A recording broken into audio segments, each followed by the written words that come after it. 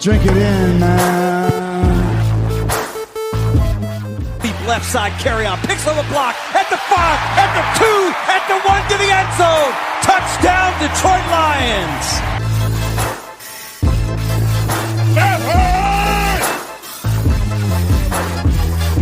Drink it in, man. Get up, Stafford throws. It is end zone. Caught! Oh, baby, what a catch! Kenny Galladay, you're a freak! What a catch! Touchdown, Detroit Lions!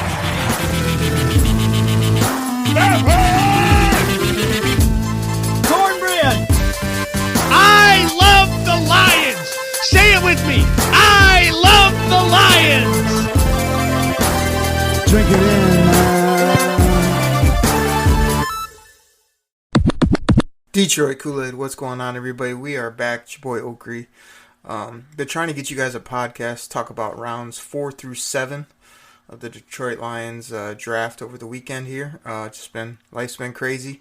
I'm here kind of late on a Monday, just trying to knock out a podcast for you. We'll see how long this goes. Just want to talk through some of the picks, talk about not only what I thought at the time, but kind of what I've thought since I've sort of watched a little bit more from some of these guys, read up on them, saw the reaction from fans and quote-unquote experts and all that good stuff. So what I'm going to do for this show is I'm going to kind of talk through each pick, just the player, some things that I know about them, height, weight, all that type of stuff, and kind of maybe how they'd fit the current Lions team.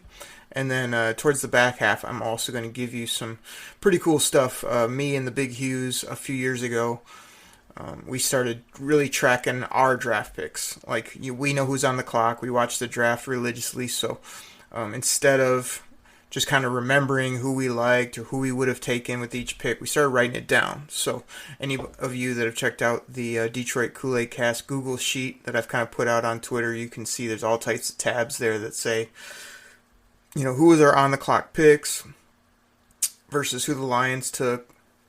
We also have a couple tabs where, I think it was 3 years ago, me and the Big Hughes, we started a dynasty where we were just like, hey, wouldn't it be cool if we could have a blank slate, and every year when the draft comes around, we'll take picks with the Lions picks and kind of make our own dynasty team from scratch. So basically take in the best player on the board that we feel to build a team, and using kind of like the real contract money. So we sort of have, you know, who's slotted where money-wise, and then building our team out, you know, based on if we want to take offensive linemen, maybe we want to work from, you know, get some nasty middle linebackers, skill players, whatever it may be. So we actually have 3 years of those picks now, and it's really interesting to look back and kind of see, you know, who we took, why we took them, all that type of stuff. So I'm going to give you guys kind of overview of that. If you want to dig into it more, you can definitely go to the Google Sheet or hit me up on Twitter, and I can get you that link again so you can check it out. So before I dive into everything,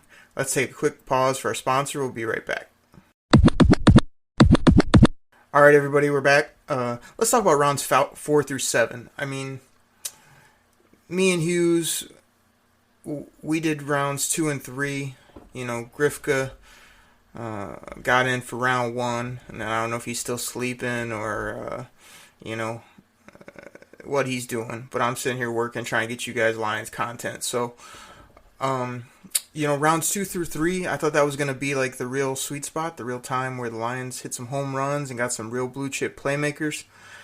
You know, they definitely took some names that were a little bit off the board, names that weren't, you know, on the top of our radar as fans. But, I mean, as frustrating as that can be sometimes, I think me and Hughes laid it out that, you know, we're not in these meetings. We think we know the scheme.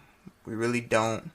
We think we kind of know what NFL teams look for. I'm sure it's a lot different than we think. So, you know, we're hoping those players pan out. So once that second day was over, you're coming into day 3, which is rounds 4 through 7. And, man, these are really important rounds. You know, at times these are rounds where, you know, the common fan might think, you know, I don't know anybody in these rounds, or, you know, they're not going to find anybody. You know, they always talk about the NFL hit rate being like, what? You know, a good GM gets 40% of his picks right or something like that. I mean, I know those numbers are out there, but, you know, there's plenty of success stories across the board of, you know, late round picks that end up tearing up Tom Brady. and so many more. I mean, I think I saw a stat recently that over 20% or more of the league is completely undrafted players. So, like you say, all these draft picks are important. You can always find talent, and I think the Lions did that in day 3. I really think, we like some of these names. We knew some of these names better. But I think when you really get down to it, it's all about how they fit the current Lions team, what Matt Pat and Bobby Quinn are looking for. So let's start in the 4th round with pick 111 there. The Lions went ahead and grabbed Austin Bryant, defensive end, 6'5", 265 pounds from Clemson. Now, when they read off this name, it kind of caught me by surprise for a couple of reasons. One, anybody that's been tracking like my mock drafts throughout the lead up to the draft process, I mean, this was a guy I was taking in lots and lots and lots of mock drafts. Via the Draft Network, via a couple other sites, he was always kind of available in those later rounds. And I just looked at his size. I mean, 6'5", 265 with some athleticism from a good program. Just kind of looked almost like a body build / makeup of kind of like what they got into Sean Hand, which was kind of an under-the-radar athlete that, could come off the edge, can probably move around on the defensive line, but really liked what I saw from this guy. Kind of watched a little bit of a film and highlights on him and liked what I saw. So you can't go against the pedigree definitely of this pick. So he's a senior. I mean, I was really excited. When I saw this, 22 years old. I think that he can really add some things. And if you go back and you pull up some of his highlights, not only does he have athleticism and he's getting after the quarterback and get people on the ground, but this guy's got some swag to him, man. Some of the after the play stuff, I mean, I think he can bring some juice to the team and be a really nice rotational piece. I'm not saying this guy's going to start on the edge. I'm not saying he's going to have 10 sacks, but I think it's a big body. It's a heavy guy that can set the edge, and it's a guy that can get after people, both running a little bit sideline to sideline, but also getting up the field when called upon. So I think adding him to Aquara, Flowers, the other ends they have, as well as, being able to sort of shift him around. And like I said, he's come from a good defensive line. People say, he's probably only decent because he had all those other guys getting blocked. Well, or he's the worst guy on the Clemson defensive line. Well, he's coming into a defensive line that's loaded. He's coming into a line that works well together. I think he's going to fit in really nicely. And I really like that pick in the 4th round. Again, you would say, man, I wish I could have got him in the 5th or in the 6th like you were getting in mock drafts, but I think Bobby Quinn's, approach was if he liked a guy and if a guy was there, rather than risk it, try to wait another round or so, he went ahead and got his guy. Well, let's see if it pans out, see if he's right or not. This next pick in the 5th round at number 146, Bobby Quinn was able to get a guy a lot of us know, both that are following the draft closely and that are just common line fans out there. Everybody kind of knew this name, in a lot of lead-up and mock drafts, and experts said this guy in the upper 2nd round. I mean, I'm talking the first 5 or 10 picks in the 2nd round. Or, slip into late or maybe early 3rd, kind of at the worst. But he ends up going in round 5, which was really shocking. But Armani Oruwariye, Armani O, 2-1. We're in the 2-1 in college. I mean, this guy, I had watched kind of some extensive stuff on him, and man, he just always seemed like he was in press coverage. He'd come up and make a tackle. There's quite a few plays where the opposing quarterbacks hangs a ball up there, and Armani's in his back pocket or in perfect position. A lot of the times I was watching, he was coming down with the football. Again, a lot of swag after he makes the catch. I even saw a couple Darius Slay finger wags from Armani, so there might not be an R in there. It might be Amani. I might be saying that wrong. But it's easier to say than the last name. But I think this guy from Penn State's going to fit in nicely. I'm kind of trying to figure out what his ceiling is. Everyone's like, hey, maybe that'll be our guy opposite of Slay. I mean, I think between him and Melvin, Justin Coleman in the slot, you got Agnew still there, kind of trying to figure out, is he going to help us a little bit on defense here or there? Are they going to use him more as a gadget guy offensively? That'll be TBD, kind of wait and see, to be determined type of thing. But I think Armani O can be a a really solid football player. I mean, a corner that's got length, that's not afraid to press, not afraid to tackle, and can make plays on the football. I mean, you gotta love that across the board. So everybody was pretty jacked up about that. And then the people that didn't like, the picks in the second or third round are sitting there going, hey, if you get Armani in the second or third, and then you get the linebacker out of Hawaii, Jelani Tavai, in the fourth or fifth, we'd be happy. So you can kind of flip those in your mind if you want to. But like I say, you got to trust the front office there. And I think it's fine how they did it. Again, really surprised Amani was there when he was, but really glad the Lions snagged him, not only for position value, but also just, came from a decent program.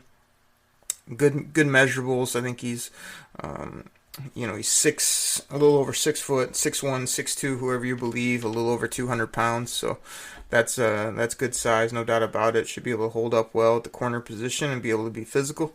And then you've got him as a redshirt senior, so I have him here as 23 years old. I'm not sure if he'll be 23 throughout the year, if he's heading into 24. I mean, that's a bit older than you see. Normally 21, just turning 22 for some of these college prospects.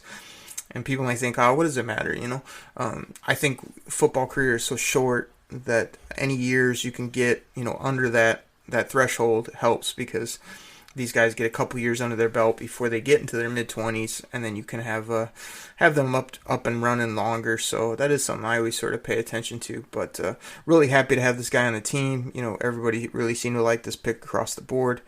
And I think, he can come in here, help the Lions, pretty much from the get-go, just depending if he'll be a depth guy and have to work his way up, or if he can win this type of battle, out of training camp and be that opposite corner. And like you say, rookie corners, it's not easy out there. You're on an island.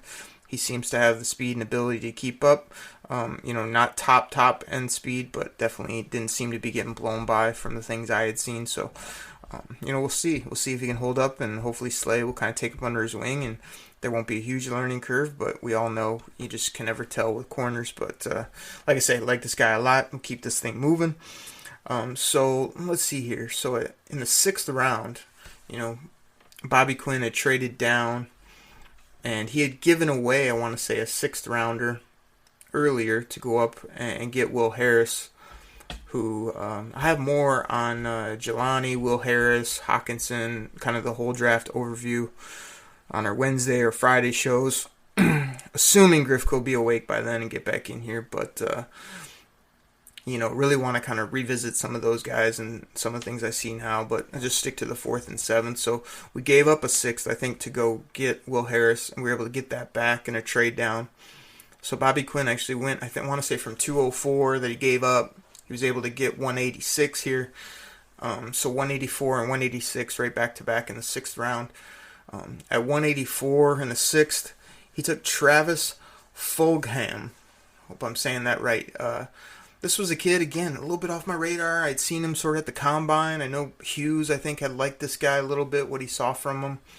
I had him, as kind of a later receiver. But, man, once they took this guy and I dug into him a little bit more, I mean, go check his highlights. Go check some of the things this guy does. He's got that Kenny Galladay-ish frame. He's big, he's long, he's kind of smooth when he runs. It makes big contested catches, catch and run on a few of them. And like I say, he likes to yak too, man. He gets up in your face and kind of has some of that, dog mentality that we need. And but he is from Old Dominion. I mean, I want to say he's the first player ever drafted from Old Dominion. So, there's something to be said about that he's coming from a program where no one's ever been picked to the NFL, let alone really, done anything at a high level. I think there was one other guy that either got picked, and I think we even picked up his boy, his receiver combo, as an undrafted free agent. So, I like what I see from this guy, man. I even watched a couple interviews with him. He seemed to really have a great head on his shoulders, willing to play special teams, not afraid to go up against some of the best and feel like he's got a lot to offer too. So, I mean, if his tape holds up and he can translate that to the next level, I thought this is a great looking prospect. My only thing is too, look, where's he going to fit? You've got a couple big, slender type receivers in Marv and Kenny G. You've got a smaller guy in Danny Amendola. You got Hawk, who's got some thickness to him and some grittiness, there at tight end now. But I really thought they needed a receiver that was smaller, shiftier, quicker. But I think this guy gives nice kind of backup potential for a guy like Marvin. His contract's coming up in a year or so. And any type of injuries, if this guy can get up to speed, I really thought much better, as I watched his tape, learned about him, and like I say, he's got some speed, got some ability. I like what I see from Travis Fulgham. Hopefully he can translate it. So 2 picks later, when you get 2 picks back to back like this, a lot of good names still on the board at this point. They went ahead and took Ty Johnson, running back out of Maryland. Me, Grifka, Hughes, all the fellas we've been talking about. What is that compliment to carry on? Is it another banger? Is it a home run guy? Is it a speed guy? Is it a guy that replaces Theo? Is it a guy that pushes Zenner out of the mix? What is it? So, Ty Johnson, again, full disclosure, wasn't really a guy on my radar. Kind of pushed down the list. There was quite a few running backs at that point that I still liked above Ty Johnson. The more you read up on him, you see he has some crazy speed. I want to say one of the things I watched on him, they said he was hand-timed at 4.2 something, kind of not officially at the Combine or Pro Day, but at another workout. Who knows if that's true or not. But, if it's even close to that, that's some crazy juice. And then when you watch his highlights, he gets his foot in the ground and he goes, man. This guy can turn it upfield. He can run. And the Lions need that kind of home run hitter juice.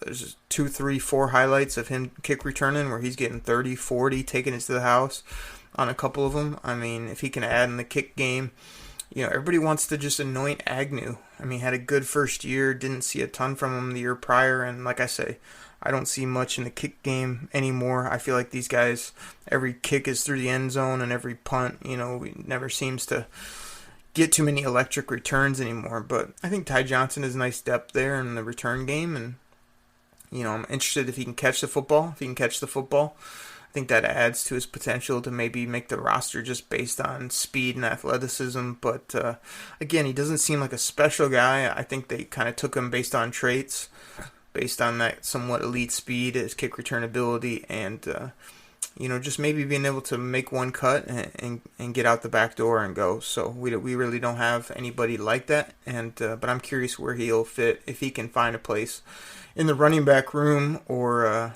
if that's a crowded room, he won't be able to make the cut. So, 2 interesting picks on offense there in the 6th round. Again, I knew that was something I said coming in is, let's get some offensive playmakers. Let's get some guys that can help Matt Stafford and can help score touchdowns. And you really hope these 2 guys are it. I know I heard, was it Mike Valenti today was saying, the 6th round, I don't care, Those guys never do anything, or it's very rare. I guess it's rare, but you just don't write them off just because they're 6th rounders or before they really get in and you see them in camp and you see what they can do against NFL corners, NFL defensive line. Maybe Ty Johnson shows up way better than Theo or even Zach Zenner, and they end up either moving on from one of those 2 or they end up reshuffling the deck. That could happen. I think this Fulgham could definitely make a spot just because, my thoughts on TJ Jones. I'm so glad. I think he's out the door. And then, Andy Jones I'm not a fan of. But this kid, for what I saw, even just being a, 5th, 6th type wideout, but a guy that can replace Marv or Kenny, do similar things, and can be explosive. I love that. So I think good potential with both those picks, but yeah, they are a roll of the dice, no doubt about it. So we started out with 2 picks that the fans and everybody were more accustomed to and liked. You get these 2 names, which weren't on too many people's radar, but when you look at them, you're kind of like, okay, I could see what they're looking for in regards to explosion, ability. It's just a matter of will they hit or will they wash out of the league. That's to be seen as well, or to be determined. So hopefully they're able to carve out a role. So in round 7 here, we got picks 224 and 229. Again, 2, mid-round type picks, right back to back, pretty close to each other. really were hoping, again, there's just so many good names on the board. You're thinking, don't throw these away. Like, let's make a good pick. This is kind of where they usually go for special teams, or, hey, this guy, has one trade or something, but you kind of know he's not going to be able to make it. But I thought these two picks were interesting. I mean, 224, again, the fans, the people, everyone's going to hate it. Griff, why? Because it says tight end at the end of his name. But Isaac Nada, I believe is how you pronounce it. And this guy is a guy I ragged on in a previous podcast because he did terrible at the combine. And Bob Quinn even mentioned it. Said, man, he did not test well. He even ran so slow. Bob Quinn said he looked over and said, okay, he's going to be there later just based on that. And he was right. He was here late in the 7th, early on in the process, when I thought he had better athleticism. I remember taking him in the 4th, 5th round as my tight end pick. And then once he just, did absolutely garbage at the combine and didn't show any athleticism, I was kind of like, man, I don't know if this guy's draftable. And I just kind of ragged on him. Here they take him at 224. Read up on him a little bit more. I mean, I guess this guy was a top, excuse me, he was a top 10 recruit coming out of high school. Was going to go to Michigan, then decided to go to Georgia, is something I heard here recently. And I don't know. I mean, his size is legit. I mean, let's see here. He's 6'4", 246 some pounds. Junior coming out, so he's got a little bit of youth there. I mean, he looks like an old man, but he's been said that he can get open. He can get open in the pass game, and he can, make those little catches over the middle that you need to move chains. I mean, this isn't a stretch tight end. This isn't a guy that's going to be running up the seam past fast linebackers. But again, he's a guy that can probably do some things inline blocking. He has that pedigree coming out, so I know everybody wants to rag on, like, what are they getting a tight end for? I mean, to me, this kind of spelled doom for Big Mike Roberts. I don't know if they're going to totally move on from him, but between Mike Roberts, Jesse James, Hawk, and now you're bringing in this guy. I mean, feels like one of those guys are going to have to go. So I'd kind of hate to see Mike Roberts go, but, if Nada is better, for their system and better for what they're looking for, I mean, I guess I could see it at this point. But, I think it's an interesting pick, especially if they're looking to have multiple big bodies, 2 tight end sets, if they're looking to kind of, give defenses a little fits with those things in the short passing game. I could see it being decent. So, again, didn't mind the pick. Also, lots of other guys I draft, which I'll tell you about here in a bit, who I would have taken. And, we'll see how that works out. So at 229 to finish up the draft, they took P.J. Johnson. Gotta admit, again, not a guy on my list, not a guy that I really had done much work on. Saw his name and thought, oh boy, or Arizona, defensive tackle, like, just did not seem like a need, didn't seem like a fit. Then you read up on him, you see him, and, like, go ahead and pull up something on YouTube with this guy. Like, within a few plays, you look at him, you're like, man, this guy looks like Snacks. I think he's got the dreads coming out the back. He's got the big belly, but he can move, man. He's one of those big guys that can move. I mean, I got him listed here at 6'3", 335 pounds. So they don't make him like that very often. That kind of weight, that kind of size that can kind of move. This guy is chasing down people. He's getting that, one-arm move up the field where he's getting after the quarterback. I think he had a couple strip sacks, couple balls on the ground out of this guy from what I saw. Like, man, 7th round, you're always thinking total shot in the dark. But I think if this guy can have a great attitude, come learn under Snacks, find his own role in that defensive rotation when it comes to run stuffing and just learning from a guy like that, I think that in a year or two, you might have something in him. But, that's obviously a projection, and that's a wait to be seen as well. But again, you kind of look at this guy's body type, you read up, you're thinking, okay, you can see what Bob Quinn and Matt Pett are looking for in this guy. Basically a younger, different type of Snacks, depending on if they extend him or not, and also just a guy that similar build, similar ability, and a guy that can plug up that run. And that's their first and foremost. They love to stop the run. So there's all 7 picks right there. I mean, again, we'll give kind of our overall review here next week when we do a podcast. But, just tipping my hand a little bit. I mean, again, the draft was a little bit rough in regards to names and, kind of guys that are off the radar. But I think when you look at this draft, you look at these guys, you say, not only do they fit the scheme and really fit what this current team and coaching staff is looking for, but you can really see some upside in these guys when you go ahead and watch their highlights, watch some tape, read up on them. You're kind of like, okay, I could see maybe not this second, but here in the near future, some of these guys could project out to be good to decent NFL players. And you want to say that those first three guys, are going to shine better than we would expect, so that they can be real ball players. And I think we added a little swag too, a little bit of dog, a little bit of get after you. I mean, go pull up Jelani doing the the dance, the war dance they kind of do down there when you're playing for Hawaii. Go watch Will Harris hit people and get up yakking and dancing. Go ahead and watch Austin Bryant get after it. Amari with the finger wag. Amani, sorry. And Travis Fulgham, man. Like I say, if this guy can translate anything that I saw on tape, it's just what I remember watching with Kenny. When I didn't like Kenny's pick, I watched him like, this guy's scoring touchdowns over the top, or he's catching and running. Like, we might have something here. And then after year one, I really, saw what he did in Lions uniform. I'm like, man, this guy's going to be good. He's got body control. He can catch and run. He's big, size-wise with long arms. He knew it was going to translate, and I think Travis has some of the same things, and those last few picks, are wait and see. So overall, I'm pretty positive now on the draft. We can beat it up all we want, but like I say, as much as we know about the NFL draft is as little as we know. As much as we read up about these players, as much as it's a complete unknown of what these teams are really looking for, outside of what Mel Kiper, Todd McShay, all the other draft gurus out there will tell you. You kind of got to just trust the coaches, trust the system, and see how it pans out. So I'm super excited. Really had fun with the draft this year with all the stuff we did online, as well as my own draft boards here at my office at home. Really had fun with this thing and diving into it. So with all that being said, let me go ahead and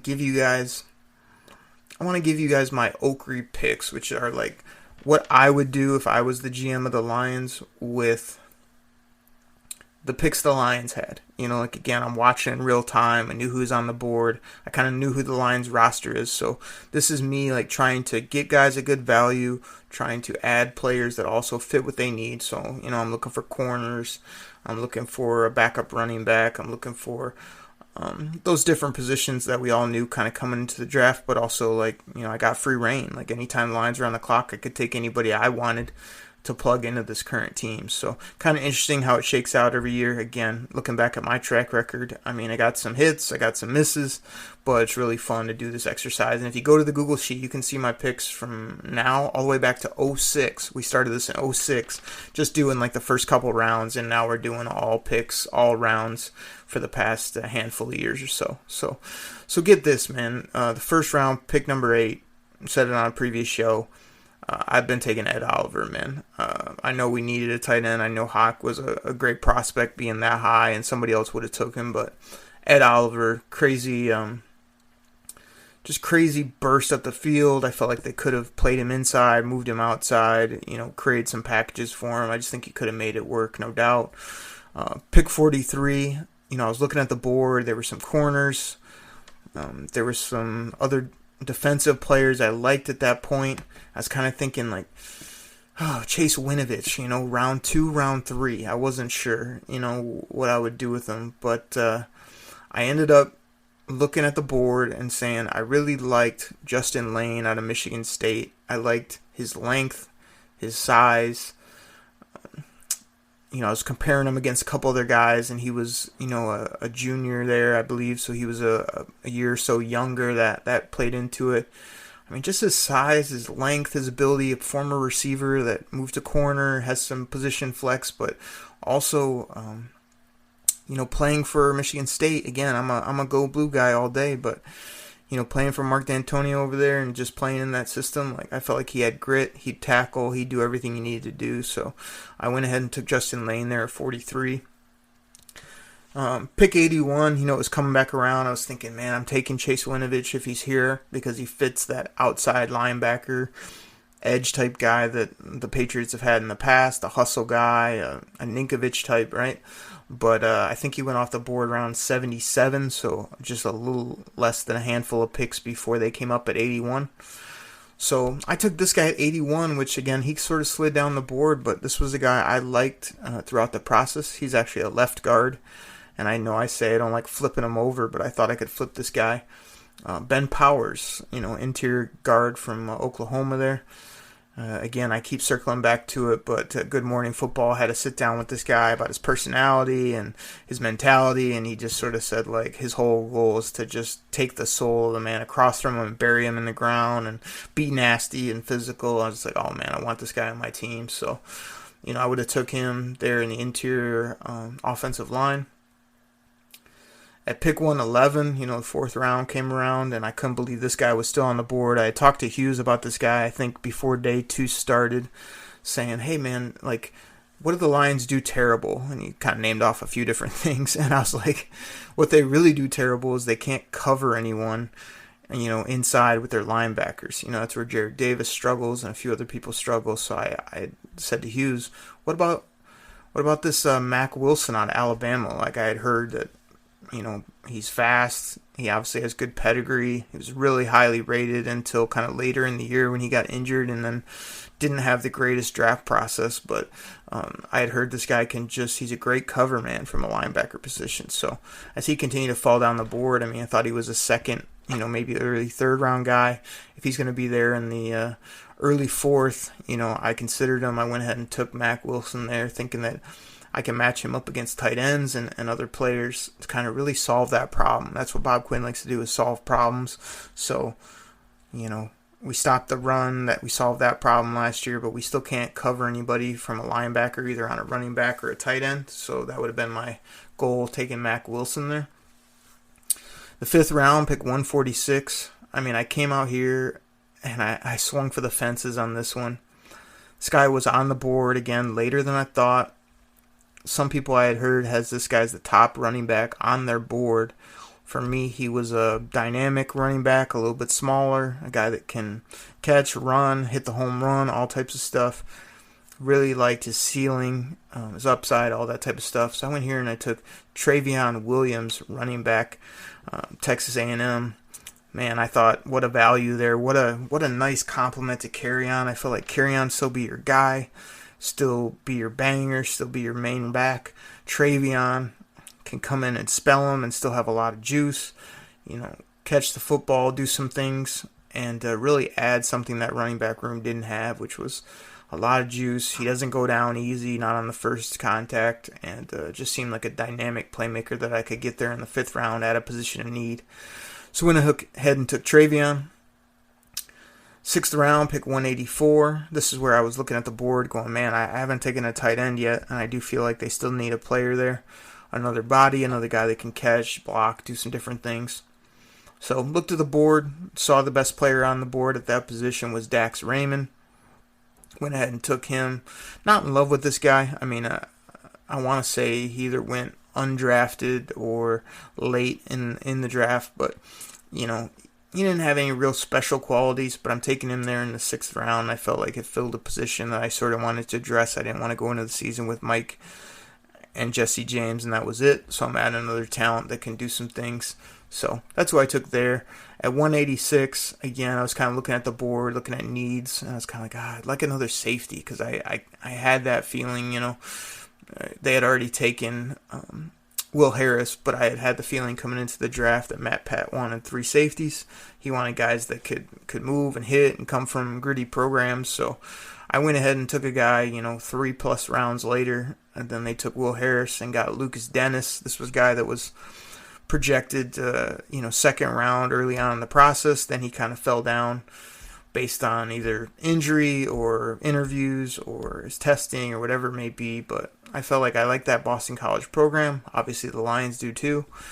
And just thought Dennis, he brings some hitting abilities, kind of inconsistent, probably could be coached up, types of things like that. But thought he brought some abilities in coverage and being able to lay the lumber a little bit. So just like that early draft pedigree of sometimes these guys get pushed way down when really they're just solid football players. I thought Lucas Dennis was a solid football player. 7th round, pick 224. I was surprised this guy was on the board. Again, had him more in that 6th round range. Jalen Jelks out of Oregon, edge rusher. I liked what I saw from this guy at the Senior Bowl. I thought he could bring some juice off the edge and kind of be that. I mean, he's not the biggest guy. I don't have his numbers right in front of me, but he's kind of like that middle where he could be an edge. He could be kind of that bigger outside linebacker, that Kennard type.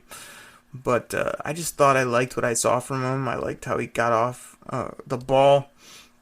Seemed to have some snaps. Seemed to do some nice things at the Senior Bowl. And when I watched and read up on him, and then I know John Gruden really liked him at the Senior Bowl. Said he liked his mentality and all types of stuff. So I thought like he would be a good fit here late in the draft. Again, I hadn't taken an edge rusher, so he was definitely the top name I was looking at there. Kind of in that mid 7th round. You know, you're kind of slim pickings there, but I like that value. And then with the 7th round pick, number 229, this one I was debating who to go with. I was looking at the board and I was like, man, I've got a couple receivers. I had a couple running backs. You know, Higdon was still on the board. There was a couple different guys I was looking at. And I'm trying to remember the other receiver. Oh, yeah, I debated on Godwin. You know, did I want to take Terry Godwin? I can't remember if he went right before this or right after, but that was a guy I targeted in mock drafts. I liked he was from Georgia. I liked that he had just that smaller build and was able to catch and do a little bit of things. Not the greatest athlete, but I kind of swung for the fences again here. I've taken a guy from a smaller school, but a guy that had crazy juice at the Senior Bowl and really showed out. Penny Hart, man, running or a wide receiver slot guy there that I thought really could maybe add some things or at least be a nice swing to see what he has in camp. Is he better than Powell? Is he a guy that we can add to the room or not? I really liked what Penny Hart did, and I think he got an opportunity with Indy as an undrafted free agent, so I think that's a good fit for him. I'll be curious to see where he goes. That's what me and Hughes do after these picks, is we kind of keep our eye on these guys. We do the PFF grades year after year to kind of see where they graded out and who has the better scores, things like that. So should be fun to take a look there. But those were my picks. I've got Hughes' picks here, but you know, maybe we'll get him on for another show and he can run those down, why he took them, something like that. But those were my picks in the, like, what we call on the clock, the Detroit Koolaid on the clock picks, where got to basically turn them in right when the Lions are on the clock there, no waiting around, no nothing. Now let me go ahead and give you my my dynasty picks real quick. I'll just run through these really fast. So this is, again, we're an expansion team, only our 3rd draft, and we're trying to fill holes. Again, if you want to see our 2017, 2018s, you can go ahead and jump on the Google sheet. But my picks for my dynasty were Ed Oliver with that 1st round pick. I took DK Metcalf in the top of the 2nd round. He obviously fell to the bottom of the round.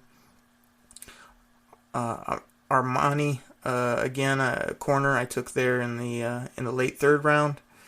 I got Riley Ridley at receiver. I hadn't taken any receivers in this dynasty, so I was able to get DK and Riley Ridley. Thought it was good value. Charles Omenihu, I took there. I want to say this is 6th. Is that my 6th round or 5th? I took Charles Omenihu. Then I got Kelvin Harmon, another receiver. So 3 receivers in a draft. I know it seems crazy, but again, in this dynasty, I had passed on receivers basically the first 2 years. So getting those guys at those type of values, I mean, Kelvin Harmon basically in the 6th round there was crazy.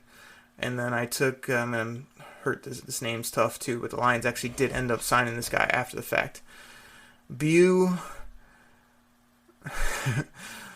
Oh man, I can't even try the last name. You know what I'm talking about. Beau, interior lineman from Wisconsin. I really liked this guy throughout the process. He's a right guard. He could slide right in there. Great run grade from PFF. Really a nasty football player. I love getting him in the late 6th round. Then the 7th round, again, more people that are on the board that both fit what I was looking for and also felt that they were great values. Took Tyree Jackson at quarterback late there. I mean, I love his size. I loved his attitude. He seemed really like a great attitude, but he also seemed kind of goofy.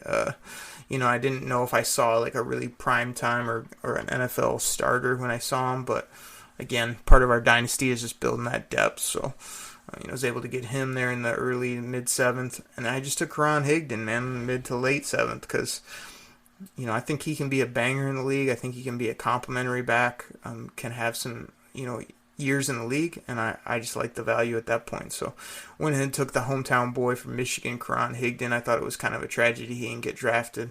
Great dude, really hard-nosed runner, and showed he had some juice while he was at Michigan too. So those were my dynasty picks, and I also ran through my on-the-clock Detroit Koolaid picks, and I gave you rounds 4 through 7, kind of my thoughts, my initial reactions here only a day or so after the draft ended.